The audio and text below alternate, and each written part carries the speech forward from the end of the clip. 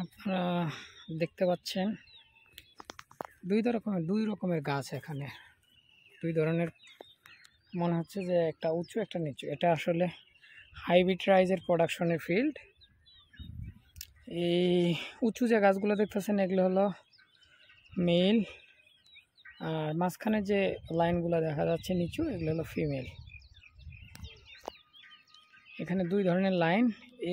এটা ফিমেলটাকে একটু পরে লাগানো হয়, মেলটাকে আগে লাগানো হয়। তারপরে দুইটা যখন ফ্লারিং স্টেজে আসে তখন ক্রসিং করে F1 রাইস তৈরি করা, হাইব্রিড রাইস তৈরি করা হয়।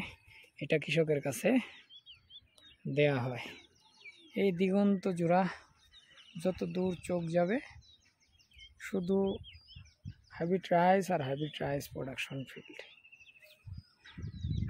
যত দূর চোখ যাবে শুধু হাইব্রিড রাইস আর হাইব্রিড রাইস, এবং সবগুলোই দেখলেই বোঝা যাচ্ছে যে এগুলো হাইব্রিড রাইস, কারণ এখানে দুই ধরনের গাছ আছে এবং এটা যে ক্রস করা হয় এটা দেখলেই বোঝা যাচ্ছে যে এটা আসলে আলাদা কিছু। ধন্যবাদ সবাইকে।